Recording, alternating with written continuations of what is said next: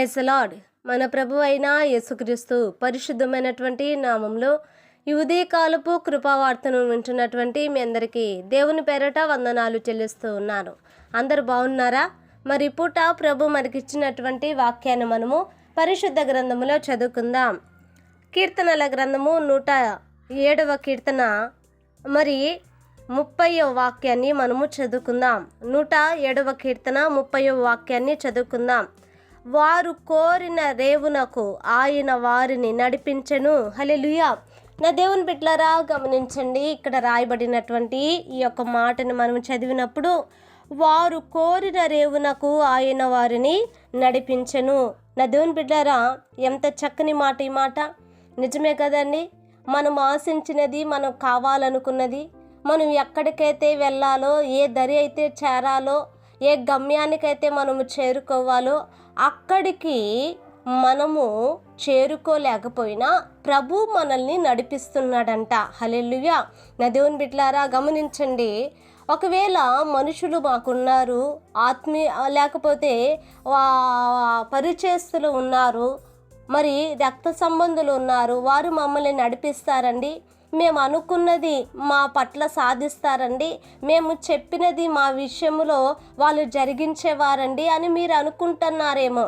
నా దేవుని బిడ్డలారా, మనం ఏదైతే కోరుకుంటున్నామో దానిని మన జీవితంలో జరగనీయకుండా అడ్డుపడే వాళ్ళు లేకపోలేదు, ఆటంకపరిచేవారు లేకపోలేదు.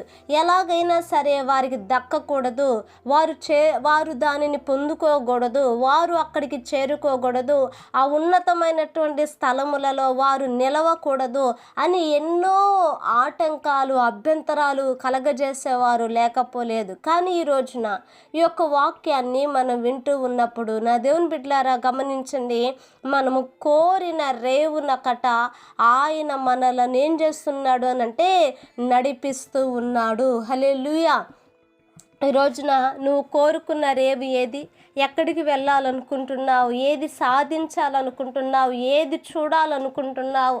ఆలోచించండి. మన పితరులను ప్రభు మరి ఆ యొక్క ఐగుప్తులో నుండి ప్రభు పిలిచి కనానునకు వారిని నడిపిస్తూ ఉన్నప్పుడు నా దేవుని బిడ్డలారా ఎన్నో ఆటంకాలు, అభ్యంతరాలు, అవరోధాలు వచ్చాయి. అయినప్పటికీ కూడా వారిని ఆయన కోరుకున్నటువంటి స్థలమునకు ప్రభు వారిని తీసుకుని వెళ్ళాడు. ఆ రీతిగానే నా దేవుని బిడ్డలారా మన జీవితంలో కూడా నీ కోరిక ఏదైతే ఉందో దానిని ఆయన సఫలపరుస్తాడు. నీ కోరిక యావత్తును ఆయన సిద్ధింపచేస్తాడు.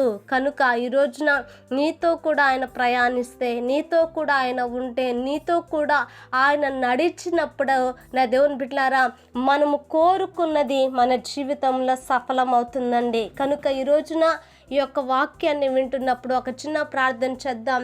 ఏకీభవించి ప్రార్థించండి. మీరు కోరుకున్న రేవునకు నా దేవుడు మిమ్మును నడిపించునుగాక. హల్లెలూయా. ప్రార్థన చేద్దామండి. మహాపరిశుద్ధుడైన మా తండ్రి, కృపగలిగిన మా దేవానికి వందనాలు.